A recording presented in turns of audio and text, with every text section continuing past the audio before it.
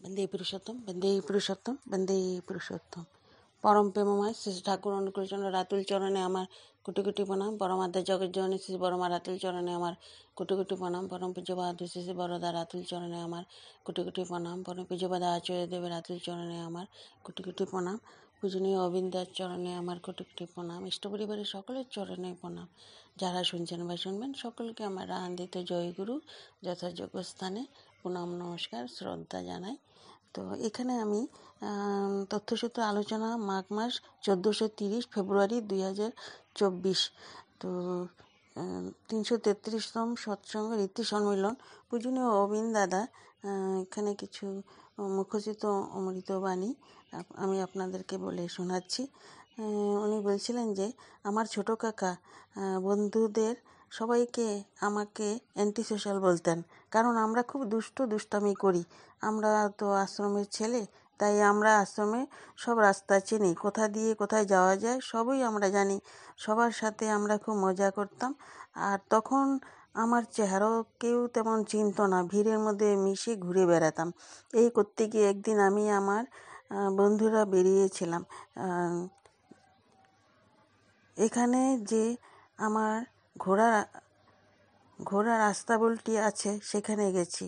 ওখানে একজন ভদ্রমহিলা সাথে আমাদের দেখা হয়। তো ওনাকে আমরা বলি, আমরা প্রথমবার আশ্রমে বেড়াতে এসেছি, তেমন কিছু চিনি না, আপনি কিছু বলুন। তখন ওই মহিলা যাজন করতে করতে আমাদেরকে ইষ্টিবীতি নিয়ে বলতে গিয়ে বলেছিলেন, দেখো তোমার উপর এমন সূর্যের আলো পড়ছে, তুমি যদি ঠাকুরের ইষ্টিবীতি করে যাও তাহলে তোমার জীবনে কখনো অন্ধকার আসবে না। যাজন করার সময় আমরা এরকম নানান কথা নিজেদের মতো করে সাজিয়ে গুছিয়ে বলে থাকি। এবার কথা হলো, আমরা ইষ্টিবীতি কেন করি? ইষ্টিবীতি করলে আমার ব্যক্তিগত জীবনে কী লাভ হচ্ছে, আমি কি পাচ্ছি? ইষ্টিবীতি হলো একটা আনকনসিয়াস টুল যা আমাকে সবাইকে বিনম্র হতে শেখায়। যদি আমি কারো থেকে কিছু শিখতে চাই তাহলে সব থেকে প্রথমে আমাকে বিনম্র হতে হবে। ইট দিয়ে তো মাটির কলসি বানানো যাবে না, তার জন্য নরম মাটি লাগবে। সেরকম শেখার জন্য আমাদের মনটাকেও নরম করতে হবে। রাবণও অনেক বড় সাধক ছিলেন, কিন্তু সে অহংকারের জন্য রামকে চিনতে পারেনি। ইষ্টিবীতি হলে সেই যন্ত্র যা দিয়ে আমাদের মন নরম করা হয়। কিভাবে?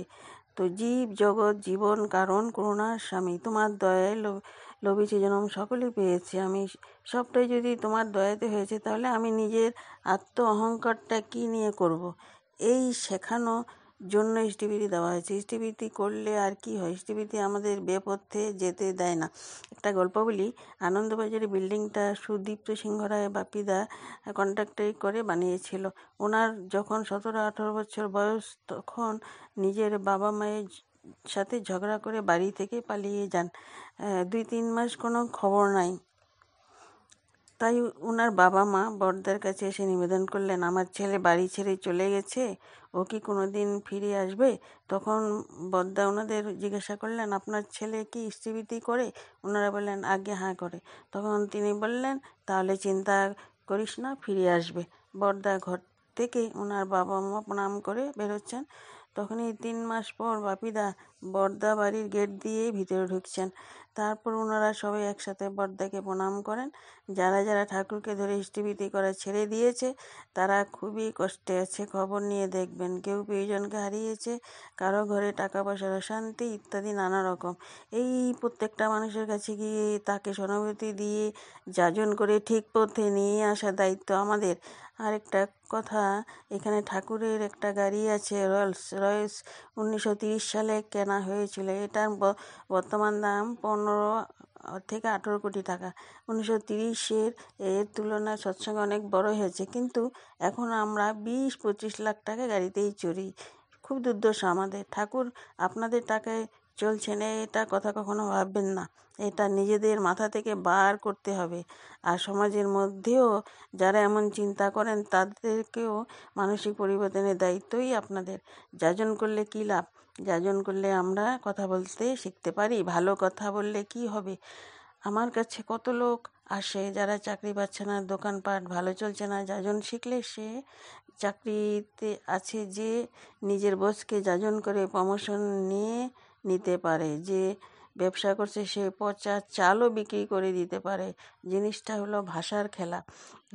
আর যজন মানে ঠাকুর ব্যাপারে জানা বা জানতে থাকা। মানুষ চুল পেকে গেলে বুড়া হয় না, মানুষ বুড়ো হয় তখনই যখন সে শেখা ছেড়ে দেয়। যাতে আমরা কখনো শেখা না ছেড়ি, তার জন্যই এটা দেওয়া হয়েছে। তো এই পূজনীয় অবিন দাদা 334তম সৎসঙ্গের ইতি সম্বন্ধে বলেছেন। ঠিকই কথা, আমরা যাজন করতে মানে এখন ডিপি ওয়ার্ক করতে নানান জায়গায় বাড়ি বাড়ি যাচ্ছি, দেখছি যেই বাড়ি মানে ওদের প্রবলেম, নানা রকমের সমস্যা, এই গোড়ায় মূল এসটিভিতে ওনারা জমা দেন না, ঘরে জমা রেখে দিয়েছেন, হয়তো করেনি না, হয়তো কোথাও এইটাকে ভিখারিদের দিয়ে দিচ্ছেন বা একসাথে প্রণামী হিসেবে দিয়ে দিচ্ছেন, সঠিকভাবে ওনারা এসটিভিটিটা করছেন না। তো বা ভুলেও গেছেন। তো এইভাবে আমরা গিয়ে সেই ঋতী দাদাদের সহায়তায় ওদেরকে আবার সাহায্য করে সঠিক মূল পথে ফিরে আনার আমরা সবাই চেষ্টা করছি।